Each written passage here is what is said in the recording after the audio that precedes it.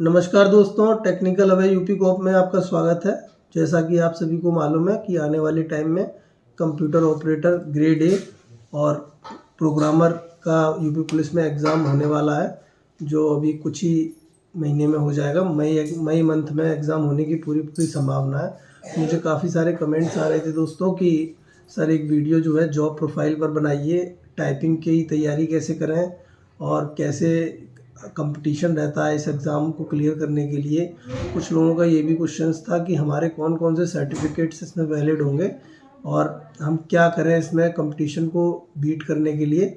तो दोस्तों, आज की इस वीडियो में मैं इन सभी टॉपिक्स पे बात करूँगा और मैंने कंप्यूटर सेक्शन की सीरीज़ के लिए जो है मैं डेली वीडियोस को अपलोड कर रहा हूँ। कभी कभी एक दिन मिस हो जाता है, टाइम का इशू रहता है दोस्तों, इसलिए मैं उसको अपलोड नहीं कर पाता हूँ। तो जैसा कि दोस्तों आप सभी को मालूम है कि एग्ज़ाम जल्दी ही हो जाएगा और इस वीडियो में हम बात करेंगे कि कंप्यूटर ऑपरेटर की क्या पूरी जॉब प्रोफाइल रहती है, प्रोग्रामर की क्या प्रोफाइल रहती है और क्या रियल वर्क रहता है कंप्यूटर ऑपरेटर का। देखेंगे कि इस वीडियो में हम कि हमारी तैयारी किस लेवल की चल रही है। जो भी लोग इस वीडियो को फर्स्ट टाइम देख रहे हैं और चैनल पर नए हैं तो मैं बार बार बोलता हूँ कि चैनल को सब्सक्राइब करके छोड़ दीजिए। उससे क्या होगा कि जब भी आपको मौका लगेगा तो वीडियो का पॉपअप आपके पास आ जाएगा और आप जो है फ्री टाइम में वीडियो को देख सकते हैं। क्योंकि दोस्तों मैं इस चैनल पर जो है टेक्निकल स्किल से रिलेटेड सारी वीडियोस को अपलोड करूँगा। कम से कम 12 से 13 साल का मुझे पुलिस डिपार्टमेंट में एक्सपीरियंस है और 2 से 3 साल का प्राइवेट सेक्टर का भी एक्सपीरियंस है। तो जितनी भी नॉलेज मैंने गेन करी है दोस्तों, वो मैं पूरी नॉलेज जो है अपनी वीडियो के माध्यम से आप लोगों को सिखाऊंगा, आप लोगों को बताऊंगा, तो जो आपके कहीं ना कहीं काम में आएगी। और बोलता हूँ दोस्तों, नॉलेज गेन करनी चाहिए, चाहे जहाँ से भी मिले। नॉलेज को हमें लेते रहना चाहिए, सीखते रहना चाहिए। होगा क्या दोस्तों, आपके सबकॉन्शियस माइंड में ये फीड हो जाएगा कि आपने अगर एक बार वीडियो देख लिया होगा तो आपको ये याद रहेगा कि हाँ, ये मुझे काम को इस तरीके से करना था, मुझे वीडियो में बताया गया था। तो आप दोबारा से जब भी ज़रूरत होगी तो उस वीडियो को देख करके आप सीख जाएंगे, आपकी समझ में आ जाएगा और आप उस काम को अच्छे से कर सकते हैं। तो चलिए दोस्तों, वीडियो को शुरू करते हैं और बात करते हैं कंप्यूटर ऑपरेटर और प्रोग्रामर के बारे में।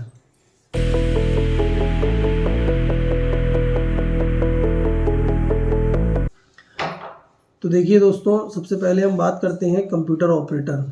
तो कंप्यूटर ऑपरेटर के लिए मैंने पहले भी एक वीडियो बनाया था और मैं फिर से बताना चाहूँगा कि कंप्यूटर ऑपरेटर हेड कांस्टेबल के समकक्ष की जॉब है पुलिस डिपार्टमेंट में, जो 2013 में इसकी पहली वैकेंसी आई थी। 2014 इसका फर्स्ट बैच है। उसके बाद 2017 में इसकी सेकंड वैकेंसी आई। उसके बाद कुछ लोग 19 में और फिर उसके बाद 21 में भी कुछ लोग आए हैं। तो अभी जो वैकेंसी निकली है वो 930 पदों की वैकेंसी निकली है। अच्छी खासी वैकेंसी निकली है दोस्तों। 2013 में सबसे ज़्यादा वैकेंसी निकली थी, 2800 वैकेंसी निकली थी। लेकिन उस 2800 वैकेंसी को दोस्तों फुलफिल नहीं हो पाई थी और केवल 650 कैंडिडेट्स ही सेलेक्ट हो पाए थे और बाकी वैकेंसी खाली चली गई थी। तो आप लोग लगा लीजिए कि उस टाइम पे कंपटीशन कितना हार्ड रहा होगा, जो लोग क्वालिफाई नहीं कर पाए थे। उसके बाद 17 में क्या हुआ कि टाइपिंग की स्पीड को थोड़ा कम कर दिया गया था। 2013-14 में तो इसकी स्पीड जो थी वो 40 की और 30 की थी। और उसके बाद 17 में जो है इंग्लिश की स्पीड जो है टाइपिंग की वो 30 और 25 हिंदी की कर दी गई। तो अभी दोस्तों क्या है कि कंपटीशन बहुत हो गया है, क्योंकि उस टाइम पर तो केवल BCA, BTech, MCA और O लेवल को ही प्राथमिकता दी गई थी अप्लाई करने के लिए। PGDCA भी अलाउड था, बाकी जो कोर्सेज थे वो अलाउड नहीं थे। अभी क्या किया है कि जो भर्ती बोर्ड ने नोटिफिकेशन डाला है उसमें बहुत सारे लोगों को जो कोर्सेज कर रखे हैं तो उनको उन्होंने छूट दे रखा है, अप्लाई कर सकते हैं। तो अभी क्या है, लिस्ट बहुत हो गई है तो बहुत सारे लोगों ने इसको अप्लाई भी किया है। तो कंपटीशन थोड़ा सा टिपिकल तो हो ही गया है, हमको पता है। तो अभी हम बात करेंगे आगे कि हम इस कंपटीशन में किस लेवल पर है और कितना हार्ड कंपटीशन पहले की अपेक्षा हो गया है। तो पहले बात करते हैं जॉब प्रोफाइल की।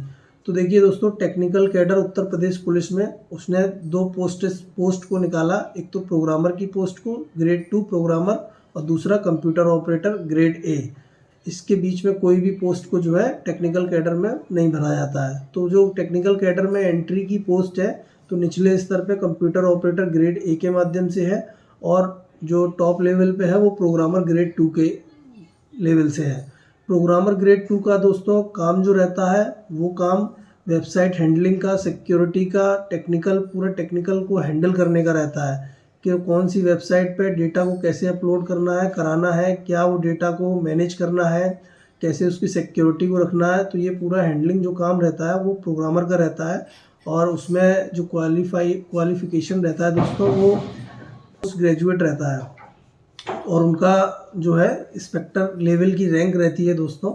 और जो है उनका काम जो रहता है ऑफिस में जो रहता है वो रेंज स्तर पे रहता है, जोन और रेंज स्तर पे वो लोग बैठते हैं। ज़्यादातर टेक्निकल सर्विसेज में बैठते हैं। जो तकनीकी सेवाएं हैं, उत्तर प्रदेश पुलिस का हेडक्वार्टर जो लखनऊ में बना हुआ है वहाँ पर वो लोग बैठते हैं। तो अब बात करते हैं कंप्यूटर ऑपरेटर क्या है। देखिए दोस्तों, कंप्यूटर ऑपरेटर का मैंने बताया हेड कांस्टेबल के बराबर की रैंक है और इनका जो रियल काम रहता है वो दोस्तों ऑफिस में रहता है। पुलिस स्टेशन से लेकर के डीजीपी ऑफिस तक इन लोगों की पोस्टिंग रहती है और ये लोग सारा टेक्निकल काम रहता है। टेक्निकल काम से हमारा मीन्स है कि जितना भी कंप्यूटर से रिलेटेड काम होता है वो ये सभी करते हैं। चाहे वो काम इन्वेस्टिगेशन के दौरान CCTNS सॉफ्टवेयर पर काम करना हो या उससे रिलेटेड और भी कोई काम हो। तो जितना भी कंप्यूटर स्किल्स से रिलेटेड काम है वो सारा कंप्यूटर ऑपरेटर की जिम्मेदारी रहती है। और जितना भी हार्डवेयर रहता है उसको संचालन करना और पुलिस डिपार्टमेंट में लोगों को सिखाना, उनको ट्रेनिंग प्रोवाइड कराना, उनको काम कराना, तो ये इनका मेनली वर्क रहता है। अच्छा, और काम जो दोस्तों इनका रहता है ऑफिस में अधिकतम वो जगह के हिसाब से होता है कि वो ड्यूटी दिन में चल रही है या नाइट में। ऐसा नहीं है कि नाइट में ड्यूटी नहीं करनी पड़ेगी, हाँ, लेकिन ये है कि सिविल पुलिस की तरह इनको जो है बीट में नहीं जाना पड़ेगा। ये लोग ऑफिस में ही काम करते हैं, बाहर बीट में काम करने के लिए नहीं जाना पड़ता है। जॉब अच्छी है दोस्तों, काफ़ी अच्छी जॉब है। आपको एक अच्छा फील आएगा जब आप इस जॉब को पा लेंगे, क्योंकि आपके अंदर काबिलियत है तो आप टेक्निकल वर्क करते करते कहीं भी अपनी पोस्टिंग को करा सकते हैं। आपके इंटरेस्ट लेवल पे डिपेंड करता है कि आप किस फील्ड में काम करेंगे। पुलिस में आने के बाद आप पुलिस स्टेशन के स्तर पे काम करना चाहेंगे या सर्विलांस में काम करना चाहेंगे या साइबर में काम करना चाहेंगे। तो मैं एक चीज़ और बताना चाहूँगा दोस्तों यहीं पर कि अब आने वाला टाइम जो है वो साइबर का टाइम आने वाला है। साइबर क्राइम बहुत हो रहा है तो साइबर का ही टाइम आने वाला है। और जो भी बंदा आज की डेट में टेक्निकल स्किल्स में पीछे रह जाएगा तो वो सोसाइटी में भी पीछे ही रहेगा दोस्तों। इसीलिए मैं बोलता हूँ कि टेक्निकल स्किल जितनी आप लर्न कर सकते हैं, जितना सीख सकते हैं उतना सीखिए। चाहे आपको नॉलेज कहीं से भी मिले, आप उस नॉलेज को गेन करते जाइए। क्योंकि दोस्तों मैंने जो अनुभव किया है कि नॉलेज ही एक ऐसी चीज़ है जिससे आप सब कुछ हासिल कर सकते हैं। कोई भी सफलता आप ले सकते हैं अगर आपके पास नॉलेज है। और नॉलेज के दम पर ही आपकी समाज में वैल्यू रहती है, आपको लोग पूछते हैं। अगर आपके पास नॉलेज नहीं है तो आपको कोई नहीं पूछेगा, आप एक कोने में पड़े रहेंगे, बस अपना काम करेंगे और आपकी लाइफ भी इंटरेस्टिंग नहीं रहेगी। तो आप जो है टेक्निकल स्किल्स को अपना डेवलप करते रहिए मेरे साथ धीरे धीरे। मुझे आज भी दोस्तों पढ़ना काफ़ी अच्छा लगता है और मैंने बहुत देर में सीख पाया। तो मैं जो है अब भी अपना तैयारी को जारी रख रहा हूँ और चीज़ों को सीख रहा हूँ। आप लोगों के माध्यम से भी मैं कुछ चीज़ों को सीखता हूँ और भी मेरे सोर्सेस हैं जिनसे मैं सीख रहा हूँ। एथिकल हैकिंग वगैरह का भी मैं अभी स्टार्ट कर दिया है सीखना, क्योंकि मुझे काफ़ी इंटरेस्टिंग लगता है कंप्यूटर फील्ड में काम करना दोस्तों। और मैंने काफ़ी काम भी किया है इस फील्ड में, तो मुझे बहुत अच्छा लगता है। तो आप लोग भी देख लीजिए कि आप लोगों को किस फील्ड में ज़्यादा इंटरेस्ट है। क्योंकि देखिए दोस्तों, इस जॉब की बात करें तो गवर्नमेंट जो है आने वाले टाइम में बहुत सारे टेक्निकल पोस्ट्स को निकालने वाली है। हर जॉब में जो है टेक्निकल एक्सपर्ट की ज़रूरत है। क्योंकि देखिए सभी चीज़ें जो हैं आज की डेट में जो है इंटरनेट से जुड़ी हुई हैं और सारा काम मशीनों के थ्रू हो रहा है। सब कुछ इंटरनेट से जुड़ा हुआ है। तो अभी अगर आप लोगों को अच्छे से जानकारी नहीं होगी तो आप लोग फिर क्या है, यहाँ आने के बाद फिर बस वही एक टाइपिंग का काम करेंगे और फिर वहीं के वहीं पुलिस स्टेशन स्तर पर रह जाएंगे। तो अपना जो है क्यूरोसिटी को बढ़ाइए दोस्तों और सीखते रहिए कि आपको कैसे काम करना है और क्या सीखना है, क्या नहीं करना चाहिए। बात करते हैं दोस्तों कि अभी कुछ लोगों का ये भी क्वेश्चन था कि हमारी तैयारी तो अच्छी है लेकिन टाइपिंग नहीं आती है, या उन लोगों को बिल्कुल भी टाइपिंग नहीं आ रही है, हिंदी की टाइपिंग बिल्कुल भी नहीं कर रखी है। तो दोस्तों देखिए, एग्ज़ाम को क्वालिफाई करने के बाद टाइपिंग का टेस्ट होगा। टाइपिंग जो है आपको बस क्वालिफाइंग चाहिए, उसमें आपकी 85% की एक्यूरेसी होनी चाहिए और इंग्लिश में 30 की स्पीड चाहिए और हिंदी में 25 की। तो 30 और 25 की स्पीड कोई ज़्यादा नहीं होती है दोस्तों, आप लोग जो है इजीली कर सकते हैं। क्योंकि टाइपिंग मैं मानता हूँ अगर आपका स्कोर अच्छा रहता है क्वालिफाइंग एग्ज़ाम में तो मेरिट जो आपकी बनेगी वो आपकी रिटन बेस्ड एग्ज़ाम पर बनेगी, और वहाँ पर अगर आपका स्कोर अच्छा नहीं होगा तो आप टाइपिंग बेशक क्वालिफाई कर लेंगे लेकिन फाइनल मेरिट में बाहर हो जाएंगे। तो मेरा मानना ये है दोस्तों कि आप लोग जो है मेन फोकस अपना रिटन एग्ज़ाम पर रखिए, जिससे कि आप वहाँ पर अच्छा स्कोर कर सकें। क्योंकि देखिए बहुत टाइम बाद जो है जॉब निकल पा रही है टेक्निकल कैडर की, और इस बार गवर्नमेंट ने जो है इसमें कई सारे कोर्सेज़ को अलाउड कर दिया है। तो होगा क्या उससे कि संख्या भी बहुत बढ़ गई होगी। तो हम ये मान के चलते हैं कि हर हर कोर्सेज में से कुछ ना कुछ बंदे तो ऐसे होंगे जो एक्सपर्ट होंगे। तो अगर वो कुछ न कुछ बंदे एक्सपर्ट होंगे तो हमें ये डिसाइड करना है कि हम किस लेवल पर हैं, तो कंपटीशन भी थोड़ा सा बढ़ जाएगा। तो अगर मोटा मोटा मान के चलें दोस्तों कि अगर मान के चलिए कि 100 बंदों ने अगर फॉर्म को अप्लाई किया है तो कंपटीशन किस लेवल का रहेगा। तो देखिए कोई भी वैकेंसी हो, कोई भी जॉब हो, उसमें 50% तो आप लोग ऐसे मान लीजिए जो लोग सिर्फ डिग्री हासिल करने के बाद सिर्फ फॉर्म को अप्लाई कर देते हैं कि हाँ हम इसको देंगे, एग्ज़ाम को क्लियर होगा तो देखा जाएगा, नहीं होगा तो नहीं। तो वो 50% तो आप निकाल ही दीजिए। उसके बाद जो 50% बचते हैं उसमें देखिए दोस्तों 20% लोग तो ऐसे होते हैं जो लोग अपनी थोड़ी बहुत तैयारी करते रहते हैं, धीरे धीरे तैयारी करते हैं। अब बचा हमारे पास 30%। 30% में दोस्तों 10% टॉप क्लास के, आप मान लीजिए कि हर वैकेंसी में टॉप क्लास स्टूडेंट्स रहता है, टॉप क्लास कैंडिडेट बैठता है, तो वो 10% वो वैकेंसी को लेके ही जाएगा। उनकी तैयारी बहुत अच्छी रहती है और वो काफ़ी समय से लॉन्ग टाइम से अपनी पढ़ाई को कंटिन्यू रखते हैं। अब बचा 20%। तो अब 20% में हम सभी मिडिल लेवल की तैयारी होती है और टॉप से थोड़ी कम की तैयारी होती है, वो लोग तैयारी कर रहे होते हैं। दोस्तों कि अब हमारा जो कंपटीशन है वो आप ये मान के चलिए कि 30% कंपटीशन स्ट्रॉन्ग हो जाता है कि 30% का अच्छा खासा कंपटीशन रहेगा, उसमें से हमें क्वालिफाइंग करना है। तो मेन टाइपिंग में अब ये मान के चलिए कि जो लोग क्वालिफाई करके जाएंगे तो टाइपिंग में भी कुछ बंदे बाहर हो जाते हैं, क्योंकि वहाँ पर क्या है कि 85% एक्यूरेसी है। तो कुछ लोग होपलेस हो जाते हैं, तो 85% की एक्यूरेसी को नहीं ला पाते हैं, तब भी वो टाइपिंग में फेल हो जाते हैं। क्योंकि टाइपिंग ओनली क्वालिफाइंग है, तो स्पीड को अपनी को ग्रो करने के लिए जब आप लोग एग्ज़ाम क्वालिफाई कर लें तो आपको पर्याप्त टाइम मिलेगा कि आपका जब रिज़ल्ट आ जाएगा तो आपके पास कम से कम 1 महीना 20 दिन तो आपको मिल ही जाते हैं कि आपको टाइपिंग के लिए बुलाया जाए। हो सकता है उससे ज़्यादा भी मिल जाए, तो वो टाइम पर्याप्त रहता है। अभी अगर आपको टाइपिंग बिल्कुल भी नहीं आती है और जिनके पास लैपटॉप या सिस्टम या कंप्यूटर नहीं है, तो वो लोग दोस्तों अपना मोबाइल से ही जो है टाइपिंग को सीख सकते हैं। मैं उनको बता दूंगा, वो लोग मुझे कमेंट में बता देंगे तो मैं उनको बताऊंगा कि कीबोर्ड आपको एक ख़रीदना पड़ेगा, वो आपको अपने मोबाइल में अटैच करके आप उसमें भी अपना धीरे धीरे टाइपिंग को प्रैक्टिस कर सकते हैं। ज़्यादा नहीं आपको दोस्तों, बस सिंपली आधा घंटा आपको देना है पर डे, और अपनी आप टाइपिंग को धीरे धीरे डेवलप कर लेंगे। उससे क्या होगा कि आपकी फिंगर्स जो है सेट हो जाएंगी, क्या कि आपकी टाइपिंग की थोड़ी सी प्रैक्टिस हो जाएगी, और आप लोगों को जब एग्ज़ाम क्वालिफाई होने के बाद आपका स्कोर अच्छा होगा तो आप काफ़ी समय दीजिएगा, फिर आपको जो है टाइपिंग स्ट्रॉन्ग हो जाएगा, आप वहाँ कर जाएंगे।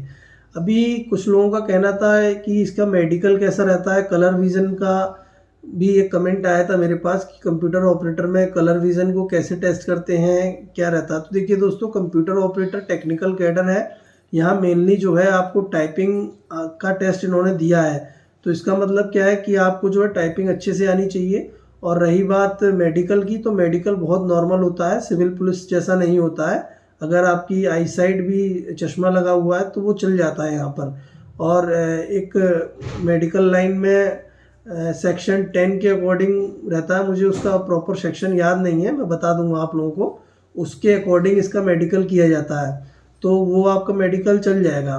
मेन चीज़ ये है दोस्तों कि मेडिकल और टाइपिंग ये तो बात की चीज़ें हैं, पहले आप लोग जो है कंपटीशन की तैयारी कीजिए। क्योंकि दोस्तों देखिए गवर्नमेंट जॉब मिलना बहुत मुश्किल है, आपको यहाँ स्टेबिलिटी मिलती है। अभी क्या है कि जो लोग हाईली क्वालिफाइड हैं उन लोग भी अप्लाई किए होंगे इसके लिए, और वो लोग प्राइवेट में भी अगर कहीं काम कर रहे होंगे तो उनका पे स्केल बहुत अच्छा होगा बाहर। तो दोस्तों देखिए, अब आप लोग जानते हैं कि प्राइवेट और गवर्नमेंट में थोड़ा तो डिफरेंस रहता ही है।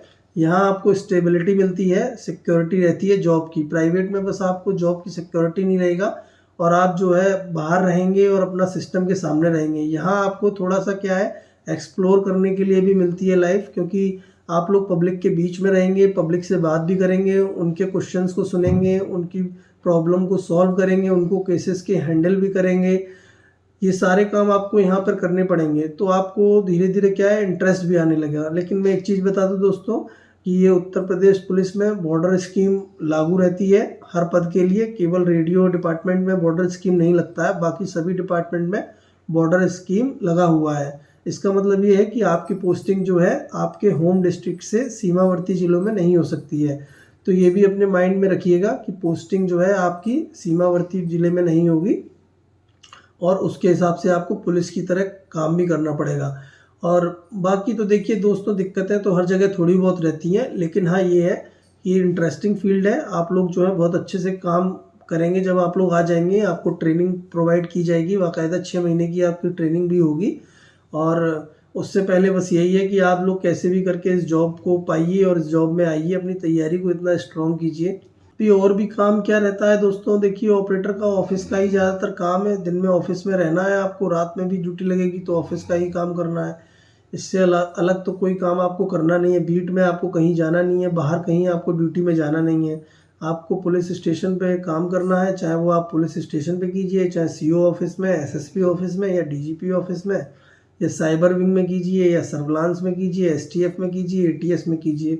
करना आपको टेक्निकली काम है। कहते हैं दोस्तों कि एग्ज़ाम का लेवल क्या रहेगा, कि एग्ज़ाम का लेवल भी बहुत से लोग रहते हैं कि क्या एग्ज़ाम का स्कोर रहना चाहिए, कितना हमारा स्कोर रहना चाहिए, अब क्या कितनी मेरिट जाती है इसकी। तो देखिए दोस्तों, मैं एक आपको मोटा मोटा बता देता हूँ कि जब 2013 में इसका एग्ज़ाम हुआ था, तब इसकी जो हाईएस्ट मेरिट गई थी वो आई थिंक 140 के लगभग गई थी। 140 मार्क्स आए थे मैक्सिमम इसमें। और इसकी जो जब टेस्ट हुआ था इसमें, तो टाइपिंग में लोग नहीं निकाल पा रहे थे। 100 के बैच में से सिर्फ 2 ही लोग पास हो रहे थे, तो ये वैकेंसी फुलफ़िल नहीं हो पाई थी। करीब 650 के लगभग लोग जो है इसमें सेलेक्ट हुए थे। उसके बाद जो वैकेंसी बची हुई थी वो वैकेंसी जो है 2017 में निकाली गई, तो 2017 में भी फिर लोग क्वालिफाइंग नहीं कर पाए। और इसमें शायद कैटेगरी वाइज एससी और एसटी और आई थिंक ओबीसी के कुछ लोगों की वैकेंसीज खाली रह गई थी, तो वो वैकेंसी फिर दोबारा से निकली। अभी क्या है, ये 930 वैकेंसी जो निकली हैं, ये गवर्नमेंट ने जो है नए पद को स्वीकृत किया है। तो वो जो न्यू वैकेंसी जो 930 निकली हुई हैं, तो ये बिल्कुल अलग है। तो इसमें अभी फॉर्म काफ़ी तो पड़े हैं, क्योंकि सभी लोगों को अप्लाई करने का मौका जो मिल गया है, तो अभी कंपटीशन तो रहेगा आप लोगों का। और अब 2013 में भी जो एग्ज़ाम इसका आया था वो अच्छा खासा एग्ज़ाम आया था, वो भी इजी नहीं था एग्ज़ाम। तो अभी क्या है कि काफ़ी टाइम चेंज हो चुका है। तो अब क्या है दोस्तों, अब क्वेश्चंस का पैटर्न भी बदल गया है। अब क्वेश्चंस भी जो है वो थोड़े से लॉजिकल आने लगे हैं। आप डायरेक्टली उनके आंसर्स नहीं दे पाएंगे एक बार में। आपको जो ऑप्शंस भी दे रखे होंगे वो मिलते जुलते आंसर्स के लगेंगे। तो आपको जो है कंसेप्ट क्लियर करके पढ़ना है दोस्तों, क्योंकि कंप्यूटर सेक्शन को आप अगर कंसेप्ट क्लियर है तभी आप उसको कर पाएंगे, अन्यथा आप नहीं कर पाएंगे। दूसरा, अभी एक कमेंट भी आया था एक की नेगेटिव मार्किंग। तो नेगेटिव मार्किंग तो मैंने इसके नोटिफिकेशन में नहीं पढ़ा है दोस्तों, और नेगेटिव मार्किंग उस टाइम पे भी नहीं हुई थी, तो आई थिंक इसमें नेगेटिव मार्किंग नहीं है। तो आप लोग इस चीज़ से बेफिक्र रहिए कि नेगेटिव मार्किंग होती है, नेगेटिव मार्किंग नहीं होती है। और दोस्तों देखिए, जो मैं सीरीज़ आप लोगों को प्रोवाइड करा रहा हूँ, मैं उसके लास्ट में जो है क्वेश्चंस भी दे रहा हूँ। तो आप लोग, जिन लोगों की तैयारी ज़्यादा अच्छी है, तो वो लोग सिर्फ इतना करें कि जो मैं क्वेश्चंस लास्ट में देता हूँ इम्पोर्टेंट क्वेश्चन, तो वो उन क्वेश्चंस को बस पढ़ लें। अगर वो उनको ईजी लग रहे हैं, नहीं भी करना है तो उनको पढ़ लें। और उनको पढ़ने के बाद उससे होगा क्या कि वो ये देख लेंगे कि किस टाइप का क्वेश्चंस एग्ज़ाम में बनेगा, तो उससे रिलेटेड वो बस अपनी प्रैक्टिस कर लें। और जिन लोगों को उन क्वेश्चंस में दिक्कत आ रही है, तो वो लोग समझ लें कि उनको और प्रैक्टिस की ज़रूरत है। और उसमें जो न्यू क्वेश्चन आपको नया पैटर्न का लगे कि भाई ये क्वेश्चंस या इस टॉपिक का क्वेश्चन मैंने नहीं पढ़ा है, तो वो टॉपिक ज़रूर आप लोग पढ़ के जाएँ। क्योंकि मैं दोस्तों वही क्वेश्चंस आप लोगों को बताऊंगा जो मोस्ट इम्पॉर्टेंट है और जिनके आने की संभावना बहुत ज़्यादा है। उस टॉपिक में से आपको सेम टू सेम क्वेश्चन तो नहीं मिलेगा, लेकिन उससे रिलेटेड आपको क्वेश्चन मिल जाएगा। अभी मैंने पोस्ट डाला था कुछ दिन पहले, 3-4 दिन पहले पोस्ट डाला था दोस्तों, कि एल्गोरिथम से रिलेटेड मेरा पोस्ट था, तो काफ़ी सारे लोगों ने उसका रॉन्ग आंसर दिया है। अब लगा लीजिए आप, एक छोटा सा मैंने एल्गोरिदम का क्वेश्चन पूछा था कि ये कौन सी एल्गोरिदम होती है जो प्रॉब्लम को सब डिवाइड करती है, तो वो उसका भी आंसर आप लोग जो है गलत दे पा रहे हैं। अभी मैं एल्गोरिदम पे भी क्वेश्चन एंड आंसर का एक पूरा एल्गोरिदम्स का वीडियो भी बनाऊंगा, जो लास्ट में मैं मेगा क्लास की बात कर रहा था अभी पिछली वीडियो में, वो मैं वीडियो को ज़रूर डालूंगा दोस्तों। उसमें मैं करीब 100 से 150 तक क्वेश्चन दूंगा, ज़्यादा क्वेश्चंस नहीं, और उनमें मैं टॉपिक वाइज बस बताऊंगा अभी कि कौन कौन सा मेन टॉपिक है। तो आप लोग जो है, इसीलिए मैं बोलता हूँ कि चैनल को सब्सक्राइब करके छोड़ दीजिए, तो जिससे कि क्या है कि आपको जो वीडियो मिलेगा तो एक आप सरसरी नज़र से वीडियो को देखिए, अगर आपको नया टॉपिक मिल रहा है तो आप पढ़िए, वरना उसको बस एक बार जल्दी से फास्ट ट्रैक में करके आप उसको देख लीजिए। उससे आपका नुकसान तो कुछ होना नहीं है दोस्तों, आपका फ़ायदा ही होना है, आपका रिवीजन ही होना है, लेकिन आपकी प्रैक्टिस अच्छी हो जाएगी, और जिसकी प्रैक्टिस अच्छी हो जाएगी तो उसके लिए कोई भी चीज़ जो है नई नहीं लगेगी। तो बड़ा सीरियस होकर आप लोग पढ़ाई कीजिए दोस्तों। अभी आईपीएल चल रहा है, तो अपना टाइम जो है आईपीएल में मत वेस्ट कीजिएगा, क्योंकि देखिए मैच तो हर साल चलना है, हर साल आईपीएल आना है, और हर साल जो है क्रिकेट चलता रहेगा, लेकिन आपको जो है ये गोल्डन चांस हर साल नहीं मिलेगा। तो अपना एकदम फिक्स कर लीजिए, अपना टाइम, अपना प्लान फिक्स कर लीजिए। मैं बार बार बोलता हूँ, प्रॉपर प्लानिंग कीजिए कि किस तरीके से आपको एग्ज़ाम को बीट करना है। अगर आप यहाँ पर ढीले पड़ गए तो फिर आप बाद में जो है रिग्रेट करेंगे। बाद में ऐसा कोई मौका मत छोड़िए कि आपको रिग्रेट करना पड़े। और जो क्वेश्चन पेपर का लेवल आएगा दोस्तों, तो देखिए वो तो ना तो ज़्यादा टिपिकल आएगा और ना ही बिल्कुल इजी आएगा। कोई भी क्वेश्चन पेपर आप उठा के देख लीजिए, उसमें ऐसा नहीं होता है कि कोई भी बच्चा जो है 100% स्कोर करके आए, और कोई भी बच्चा ऐसा भी क्वेश्चन नहीं बनाते हैं कि उस पेपर में से कि 10% भी क्वेश्चन पेपर को ना कर पाए। तो क्वेश्चन पेपर आप ये मान लीजिए कि जो अगर हम रेंज इसकी सेलेक्ट करें तो वो 70 to 80% इन डिफ़िकल्टीज़ के बीच में आता है। उससे क्या होता है, जो सबसे कमज़ोर बच्चा होता है वो भी उसमें 30 से 40% करके आता है, और जो स्टैंडर्ड बच्चा होता है, अच्छा कैंडिडेट होता है, वो भी उसमें जो है 70 से 80% स्कोर करके आ जाता है। तभी मेरिट इसकी सही निकल पाती है। तो अभी आप लोग अपनी तैयारी कीजिए, और भी अगर आपको कुछ जानना हो तो मुझे कमेंट में बताइएगा, मैं आप लोगों को बताऊंगा कमेंट में। मैं अधिकतर रिप्लाई सभी के करता हूं जब भी मुझे टाइम मिलता है, और मैं कुछ कारण से जो है अभी नेक्स्ट वीडियो नहीं डाल पाया हूं सिलेबस के अकॉर्डिंग, वो मैं आपको जल्दी ही कल की डेट में उस वीडियो को अपलोड कर दूंगा, तो आप लोग देख लीजिएगा। अभी मैंने इंट्रोडक्शन पार्ट को कंप्लीट कराया है, तो अभी क्या है कि मैं नेटवर्क के पार्ट पे आऊँगा, क्योंकि नेटवर्किंग में से लगभग 15 क्वेश्चंस आ जाते हैं।